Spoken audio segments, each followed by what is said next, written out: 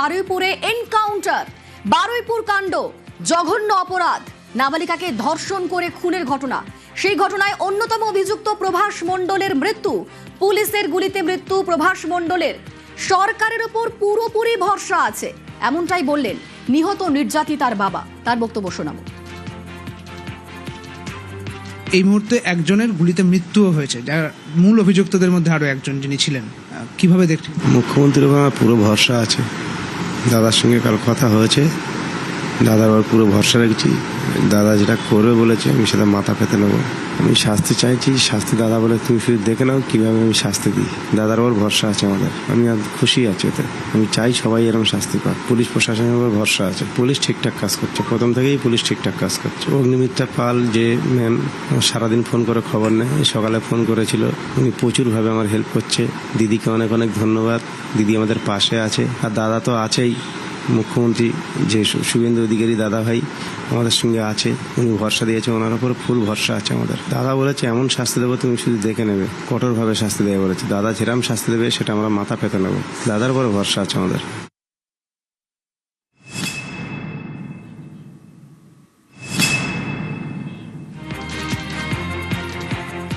বারুইপুরে encounter, Baruipur কাণ্ডে অন্যতম অভিযুক্ত প্রভাস মণ্ডলের মৃত্যু। পুলিশের রিভলভার ছিনিয়ে পুলিশকে লক্ষ্য করেই গুলি চালায় সে। গতকাল রাতে যখন এই ঘটনার পুনর্নির্মাণ করা হচ্ছিল প্রভাস মণ্ডলকে নিয়ে, সেই সময় পুলিশের থেকে সার্ভিস রিভলভার ছিনিয়ে নেয় এই প্রভাস মণ্ডল এবং তারপর পুলিশকে লক্ষ্য করে গুলি চালায়, পালানোর চেষ্টা করে। আত্মরক্ষায় গুলি চালাতে বাধ্য হয় পুলিশ, সেই গুলিতে মৃত্যু হয় প্রভাস মণ্ডলের। ভোর রাতে অপরাধের পুনর্নির্মাণের সময়ের এই ঘটনা, পুলিশ সূত্রে এমনটাই খবর। প্রভাসকে জেরা করেই নাবালিকার দেহের খোঁজ পাওয়া গিয়েছিল। আমরা দেখেছিলাম যে এই প্রভাস মণ্ডল যেখানে ওই নাবালিকার দেহ ফেলা হয়েছিল, সেই পুকুরে দেখিয়েছিল এই প্রভাস মণ্ডলই যে এখানেই নাবালিকার দেহ ফেলা হয়েছিল এবং তারপর এই প্রভাস মণ্ডলকে পাকড়াও করা হয়। প্রভাস মণ্ডলকে জেরা করেই নাবালিকার দেহের খোঁজ মেলে। গতকাল যখন ওই জায়গাতে পুনর্নির্মাণ করা হচ্ছিল তখন রাত প্রায় 12:45, সেই সময় পুলিশের থেকে রিভলভার ছিনিয়ে নেয় এই প্রভাস মণ্ডল এবং তারপর পালানোর চেষ্টা করেছিল। পুলিশকে লক্ষ্য করে গুলি চালায়, আত্মরক্ষায় পুলিশ পাল্টা গুলি চালায় এবং তারপরে মৃত্যু হয় প্রভাস মণ্ডলের।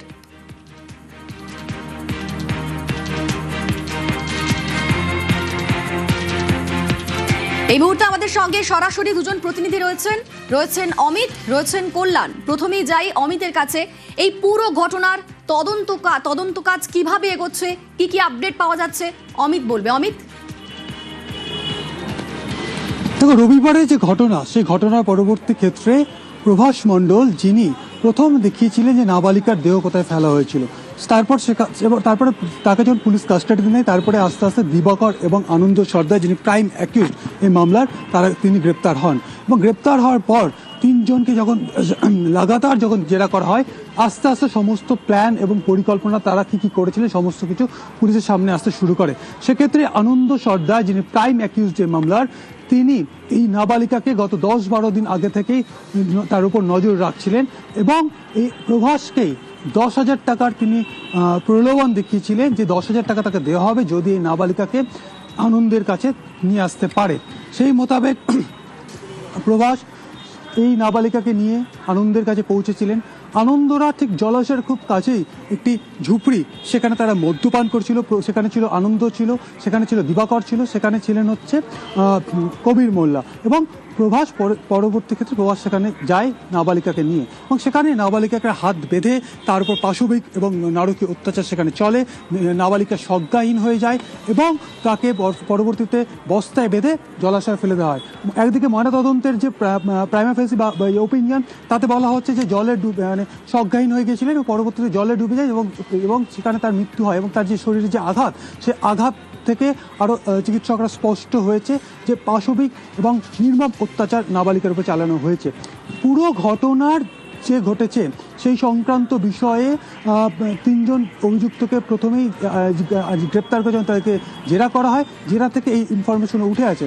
ডিজিটাল এভিডেন্স হিসেবে 4 জন, অর্থাৎ আনন্দ, দিবাকর, প্রভাস এবং কবির, 4 জনেরই টাওয়ার লোকেশন ওই ঝুপড়ি এবং ঝুপড়ি সংলগ্ন এলাকাতেই সেদিন সন্ধ্যে থেকে প্রায় রাত্রি 11:30 পর্যন্ত ছিল এবং প্রভাসকে জেরা করেই নাবালিকাকে কোথায় ফেলা হয়েছে সেটা আরও সুনিশ্চিত হয়। এবং এই যে ইন্টারোগেশন পার্টের পাশাপাশি ঘটনা পুনর্নির্মাণ করতেই প্রভাসকে নিয়ে গতকাল রাত্রি 1:45 নাগাদ বারুইপুর থানা থেকে বেরিয়েছিলেন তদন্তকারী অফিসারেরা বা সিটের টিম এবং সেখানে পুনর্নির্মাণ চলাকালীন প্রভাস সেখানে কর্তব্যরত যিনি অফিসার রয়েছেন সিটের সদস্য তার রিভলভার ছিনিয়ে নেওয়া, পুলিশকে লক্ষ্য করে গুলি করা এবং পালিয়ে যাওয়ার চেষ্টা করে। পুলিশ আত্মরক্ষার্থে পুলিশের যেটা এখনো পর্যন্ত পাওয়া যাচ্ছে, পুলিশ আত্মরক্ষার্থে পাল্টা গুলি চালায় এবং গুলিবিদ্ধ হন বা দুটি গুলি লাগে হচ্ছে প্রভাসের এবং তাকে হাসপাতালে নিয়ে গেলে চিকিৎসকরা মৃত বলে ঘোষণা করে। স্বাভাবিকভাবেই যে বিষয়টি উঠে আসছে যে পুনর্নির্মাণ করা কতটা জরুরি ছিল এই মামলার ক্ষেত্রে। তোমার জানিয়ে রাখবো এই মামলার বিচার আমাদের সঙ্গে সরাসরি কল্যাণ রয়েছেন প্রতিনিধি, কল্যাণের সঙ্গে কথা বলবো। কল্যাণ, এখনো পর্যন্ত এই অভিযুক্তের দেহ আর হাসপাতালে রাখা রয়েছে এবং তারপর তার দেহ পাঠানো হবে পোস্টমর্টমের জন্য। সেখানে কিছুক্ষণ আগে ম্যাজিস্ট্রেট এসেছিলেন, তারপর কি হলো আর কি আপডেট আমরা পাচ্ছি?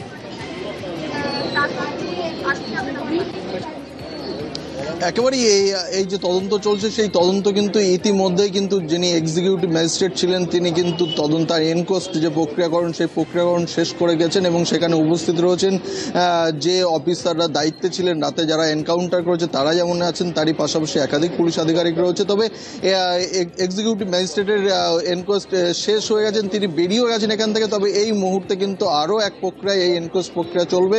এখনও জুডিশিয়াল ম্যাজিস্ট্রেট যিনি আছেন, জুডিশিয়াল ম্যাজিস্ট্রেট তিনি আসবেন, এসে এই যে প্রভাস মণ্ডলের দেহ সেই প্রভাস মণ্ডলের দেহ আবার কিন্তু তিনি হচ্ছে পরীক্ষা নিরীক্ষা করবেন এবং দেখবেন এবং তারপর এই প্রভাস মণ্ডলকে নিয়ে ময়নাতদন্তের জন্য কাটাপুকুর মর্গে নিয়ে যাওয়া হবে এবং সেখানে ময়নাতদন্ত হবে। এখনো পর্যন্ত যে সমস্ত পুলিশ আধিকারিকরা যারা রাতে এই এনকাউন্টারের সময় যারা উপস্থিত ছিল ঘটনাস্থলে, তারা যেমন পুলিশ আধিকারিকরা রয়েছেন, তারই পাশাপাশি ম্যাজিস্ট্রেট আসছেন, জুডিশিয়াল ম্যাজিস্ট্রেট আসছেন। সেই জুডিশিয়াল ম্যাজিস্ট্রেট আসার পর কিন্তু আবারও এক পর্যায়ে এই এনকোস্ট সিস্টেম হচ্ছে প্রক্রিয়াকরণ আবার চলবে এবং তারপর সেই প্রক্রিয়াকরণ শেষ হওয়ার পরেই কিন্তু এই প্রবাসের মৃতদেহ এই হচ্ছে বারুইপুর যে মর্গ রয়েছে, যে হচ্ছে বারুইপুর মর্গ থেকে তাকে কিন্তু কাটাপুকুর মর্গে নেওয়া যাবে। পুলিশ আধিকারিকদের পাশাপাশি কিন্তু এখনো পর্যন্ত দীর্ঘ সময় ধরে কিন্তু প্রবাসের স্ত্রী এবং প্রবাসের মা এই ঘটনাস্থলে তারাও কিন্তু রয়েছে। এই যে হচ্ছে প্রবাসের দেহ চিহ্নিতকরণের পাশাপাশি যে সমস্ত একাধিক কার্যপ্রক্রিয়া থাকে সেই কার্যপ্রক্রিয়ায় তাদেরকে পুলিশ কিন্তু হাজির করিয়েছে এবং জুডিশিয়াল ম্যাজিস্ট্রেট আসবেন এবং আসার পরে তিনি পুরো বিষয়টি খতিয়ে দেখবেন। আপাতত ধন্যবাদ তোমাকে। বারুইপুরে এনকাউন্টারের ঘটনা, বারুইপুরে এনকাউন্টার যেখানে এই অভিযুক্ত প্রভাস মণ্ডল তার মৃত্যু, বারুইপুর কাণ্ডে অন্যতম অভিযুক্ত প্রভাস মণ্ডলের মৃত্যু। এই প্রভাস মণ্ডল তাকে নিয়ে যখন গতকাল রাতে ঘটনার রিকনস্ট্রাকশন করতে গিয়েছিল ঘটনাস্থলে পুলিশ, সেই সময় ঠিক কি হয়েছিল, সেই সময় কি করেছিল অভিযুক্ত প্রভাস মণ্ডল জানবো। আমাদের সঙ্গে অর্পণ রয়েছেন প্রতিনিধি। অর্পণ, নতুন তথ্য সামনে এসেছে, ঠিক কিভাবে পুরো ঘটনাটা ঘটলো তোমার থেকে জানতে চাইবো। একদমই, দেখো, প্রভাস মণ্ডলকে নিয়ে যখন ঘটনাস্থলে আসা হয় প্রথমে সে বিভিন্ন যে স্থান সেই স্থান পরিবর্তন করছিল এবং তুমি ভৌগোলিক চিত্রটা সেখানে দেখেছো, সব দিকে কিন্তু একই, মানে একটা ক্ষেত এবং সেই ক্ষেতের মধ্যে পুকুর রয়েছে, একদিকে জঙ্গল রয়েছে, গাছপালা রয়েছে। রাত্রিবেলা কিছুটা হলেও সমস্যা হচ্ছিল আর সেই সুযোগকে কাজে লাগিয়ে প্রভাসের তো পুরো এলাকা চেনা, সেই কারণেই কিন্তু সে বিভিন্ন দিক থেকে পুলিশকে ডাইভার্সন করার চেষ্টা করছিল। আর সেই সময় রনি সরকারের সার্ভিস রিভলভার সে নিয়ে নেয় এবং সঙ্গে সঙ্গে সে গুলি চালায়। এই গুলি চালিয়ে সে অপর প্রান্তে ছুটতে শুরু করে। তখনই প্রাণের ঝুঁকি নিয়ে অন্যান্য পুলিশ কর্মীরা তার পিছনে, সিটের সদস্য যারা ছিল তার পিছনে ধাওয়া করে এবং সেখানে বাধ্য হয়েই প্রায় নিজেদের প্রাণ বাঁচাতে অর্ঘ্য মণ্ডল তিনি তার সার্ভিস রিভলভার থেকে গুলি চালান এবং সেই গুলি গিয়ে লাগে তার পায়ে এবং সেখানে সে গুরুতর জখম হন। তাকে উদ্ধার করে নিয়ে যখন বারুইপুর হাসপাতালে নিয়ে আসা হয় চিকিৎসকরা তাকে মৃত বলে ঘোষণা করে।